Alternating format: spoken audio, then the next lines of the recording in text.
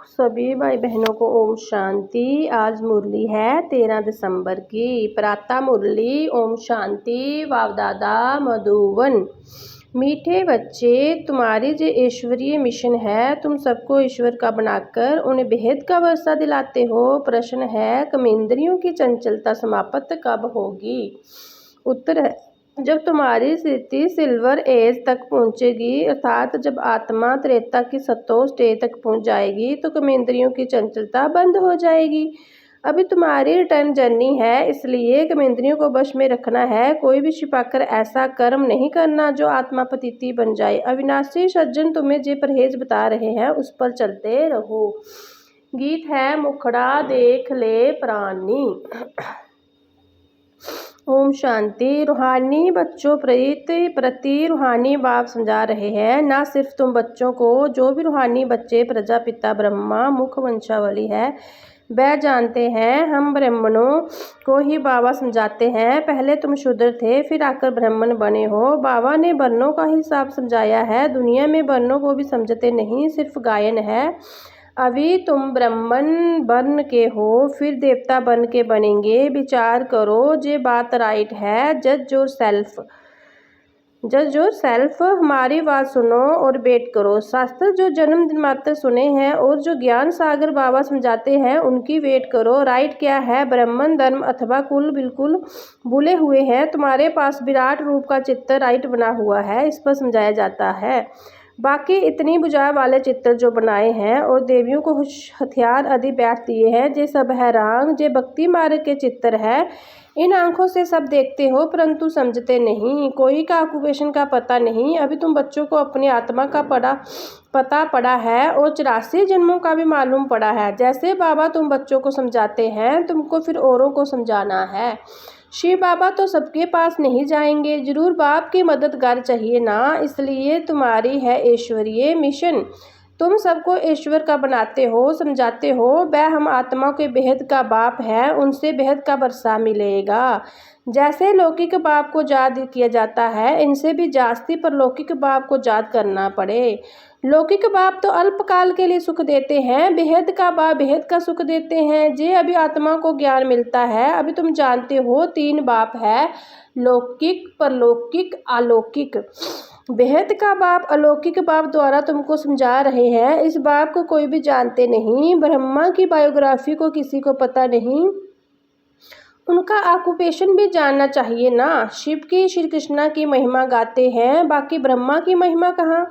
निराकार बाबा को जरूर मुख तो चाहिए ना, जिसे अमृत दे। भक्ति मार्ग में बाबा को कभी यथार्थ रीति याद नहीं कर सकते। अभी तुम जानते हो, समझते हो, शिव बाबा का रथ जे है, रथ को भी श्रृंगार करते हैं ना, जैसे मोहम्मद के घोड़े को भी सजाते हैं। तुम बच्चे कितनी अच्छी रीति मनुष्यों को समझाते हो। तुम सभी को बड़ाई करते हो, बोलते हो तुम जे देवता थे, फिर 84 जन्म भोग तमो प्रधान बने हो, अब फिर सतो प्रधान बनना है। तो उसके लिए जोग चाहिए, परंतु बड़ा मुश्किल। कोई समझते हैं, समझ जाए तो खुशी का पारा चढ़े, समझाने वालों को तो और ही पारा चढ़ जाए। बेहद के बाबा का परिचय देना कोई कम बात है क्या? समझ नहीं सकते, कहते हैं ये कैसे हो सकता है। बेहद के बाप की जीवन कहानी सुनाते हैं। अब बाबा कहते, बच्चे पावन बनो। तुम पुकारते थे ना कि हे पतिति पावन आओ। गीता में भी मन मनाव अक्षर है, परंतु उनकी समझनी कोई के पास है नहीं। बाप आत्माओं का ज्ञान भी कितना क्लियर कर समझाते हैं। कोई शास्त्र में ये बातें है नहीं, बल कहते हैं आत्मा बिंदी है, बिरकुट्टी के बीच स्टार है, परंतु यथार्थ रीति किसी की बुद्धि में नहीं है। वह भी जानना पड़े। कलयुग में है ही अनराइट्स, सतयुग में है सब राइट्स। भक्ति मार्ग में मनुष्य समझते हैं ये सब ईश्वर से मिलने के रास्ते हैं। इसलिए तुम पहले फॉर्म भराते हो, जहाँ क्यों आए हो। इससे भी तुमको बेहद का बाप का परिचय देना है। पूछते हो आत्मा का बाप कौन? सर्वव्यापी कहने से तो कोई अर्थ ही नहीं निकलता। सबका बाप कौन, ये है मुख्य बात। अपने अपने घर में भी तुम समझा सकते हो। 1-2 मुख्य चित्तर, सीढ़ी, त्रिमूर्ति, जार, ये बहुत जरूरी है। जार से सब धर्म वाले समझ सकते हैं कि हमारा धर्म कब शुरू हुआ। हम इस हिसाब से स्वर्ग में जा सकते हैं। जो आते ही पीछे है वह तो स्वर्ग में जा न सके, बाकी शांति धाम में जा सकेंगे। जार से भी बहुत क्लियर होता है, जो जो धर्म पीछे आए हैं उन्हीं की आत्मा जरूर ऊपर से जाए विराजमान होगी। तुम्हारी बुद्धि में सारा फाउंडेशन लगाया जाता है। बाबा कहते हैं आदि सनातन देवी देवता धर्म का सैपलिंग से लगा, फिर जाड़ के पत्ते भी तुमको बनाने हैं। पत्ते बगैर तो जाड़ होता नहीं, इसलिए बाबा पुरुषार्थ कराते रहते हैं आप सामान बनाने के लिए। और धर्म वालों के पत्ते नहीं बढ़ने पड़ते, वह तो ऊपर से आते हैं। फाउंडेशन लगाते हैं, फिर पत्ते पीछे ऊपर से आते जाते हैं। तुम फिर जाड़ की वृद्धि से लिए जे प्रदर्शनी आदि करते हो, इससे पत्ते लगते हैं, फिर तूफान आने से गिर पड़ते हैं, मुरझा जाते हैं। ये आदि सनातन देवी देवता धर्म की स्थापना हो रही है, इसमें लड़ाई आदि की कोई बात नहीं, सिर्फ बाप को याद करना और कराना है। तुम सबको कहते हो और जो भी रचना है उनको छोड़ो, रचना से कभी वर्षा मिल ना सके, रचता बाबा को ही याद करना है और किसी की याद न आए। बाबा का बनकर ज्ञान में आकर फिर अगर कोई ऐसा कर्म करते हो तो उसका बोझा सिर पर बहुत चढ़ता है। बाप पावन बनाने आते हैं और फिर ऐसा कुछ काम करते हैं तो और ही पतिती बन पड़ते हैं। इसलिए बाबा कहते ऐसा कोई काम नहीं करो जो घाटा पड़ जाए। बाबा की गिलानी होती है ना, ऐसा कर्म नहीं करो जो भी कर्म जास्ती हो जाए। परहेज भी रखनी है, दवाई में भी परहेज रखी जाती है। डॉक्टर कहे जे खटाई आदि नहीं खाना है तो मानना चाहिए। कमेंद्रियों को वश करना पड़ता है, अगर छिपाकर खाते रहेंगे तो फिर दवाई का असर नहीं होगा, इसलिए कहा जाता है आशक्ति। बाबा भी शिक्षा देते हैं जे नहीं करो सर्जन है ना। लिखते हैं बाबा मन में संकल्प बहुत आते हैं, खबरदार रहना है। गंदे स्वप्न मनसा में संकल्प आदि बहुत आएंगे, इनसे डरना नहीं है।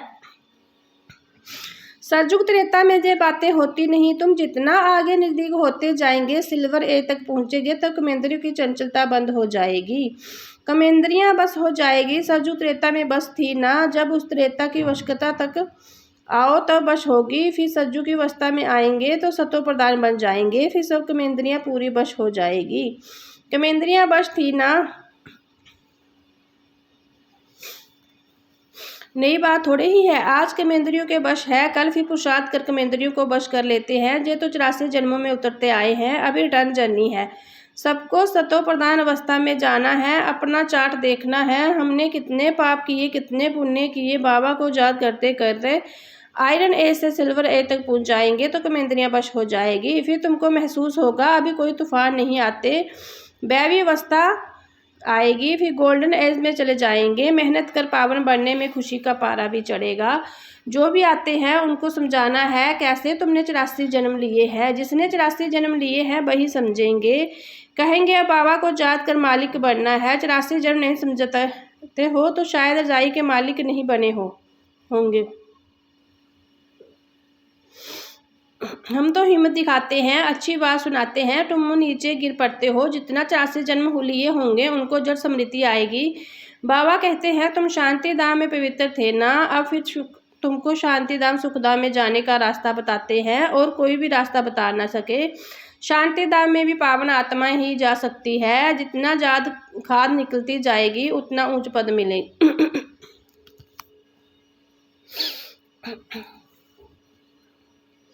जो जितना पुरुषार्थ करे है कि हर एक के पुरुषार्थ को तुम देख रहे हो। बाबा भी अच्छी मदद करते हैं, जे तो जैसे पुराना बच्चा है, हर एक की नब्ज को समझाते हो ना। सियाने जो होंगे बेजर समझाएंगे, बेहद का बाबा है, उनसे जुड़ स्वर्ग का वर्षा मिलना चाहिए। मिला था अब नहीं है, फिर मिल रहा। एम जग सामने खड़ा है। बाबा ने जो स्वर्ग की स्थापना की थी तो स्वर्ग के मालिक थे, फिर 84 जन्म ले नीचे उतरते आए हैं। अभी है जो तुम्हारा अंतिम जन्म। हिस्ट्री रिपीट तो जरूर करेगी ना। तुम सारा 84 का हिसाब बताते हो, जितना समझेंगे उतने पत्ते बनते जाएंगे। तुम भी बहुतों को आप समान बनाते हो ना। तुम कहेंगे हम आए हैं सारे विश्व को माया की जंजीरों से छुड़ाने। बाबा कहते हैं मैं सबको रावण से छुड़ाने आता हूँ। तुम बच्चे भी समझते हो बाप ज्ञान का सागर है, तुम भी ज्ञान प्राप्त कर मास्टर ज्ञान सागर बनते हो ना। ज्ञान अलग है, भक्ति अलग है। तुम चाहते हो भारत की प्राचीन राजयोग बाबा ही सिखलाते हैं, कोई मनुष्य सिखला नहीं सकते। परंतु ये बात सबको कैसे बताएं। जहाँ तो असुरों के विघ्न भी बहुत पड़ते हैं। आगे तो समझते थे शायद कोई किचड़ा डालते हैं, अभी समझते हो जे तो विघ्न कैसे डालते हैं। न्यूथिंग न्यूज़ कल पहले भी जे हुआ था, तुम्हारी बुद्धि में जो सारा चक्कर फिरता रहता है। बाबा हमको सृष्टि के आदि मध्य अंत का राय समझा रहे हैं। बाबा हमको लाइट हाउस का भी राइट टाइटल देते हैं, एक आंख में मुक्ति धाम, दूसरी आंख में जीवन मुक्ति धाम।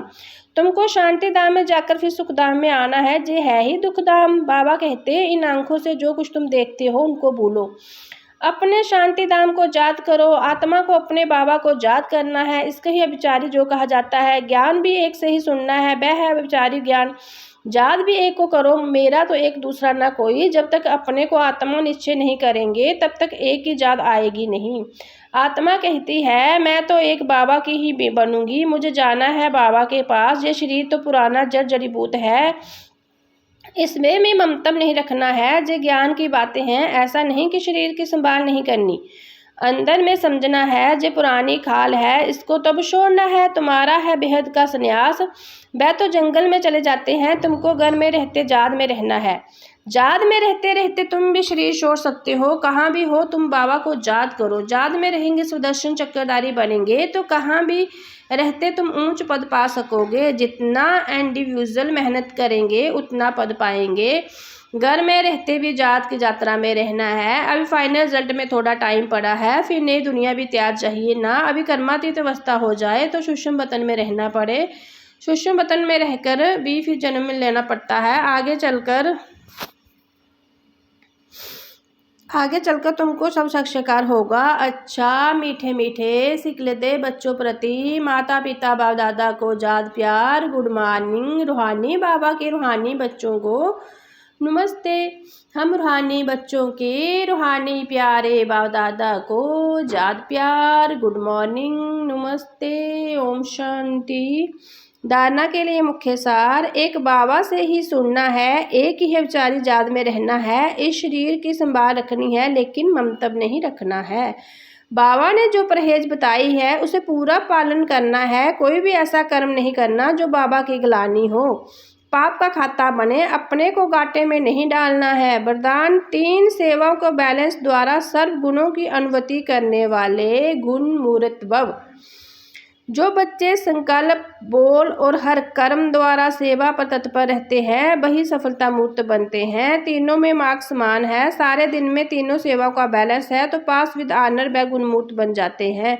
उनके द्वारा सब दिव्य गुणों का श्रृंगार स्पष्ट दिखाई देता है। एक दूसरे को बाबा के गुणों का व सभी की धारणा के गुणों का सहयोग देना है, गुणमूर्त बनना है, क्योंकि गुणदान सबसे बड़ा दान है।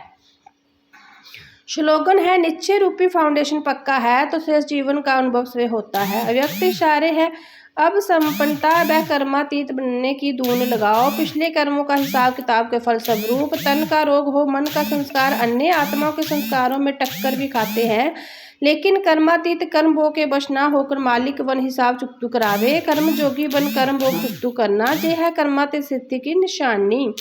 प्रैक्टिस करो अभी अभी कर्म जोगी, अभी अभी कर्मातीत स्टेज। ओम शांति।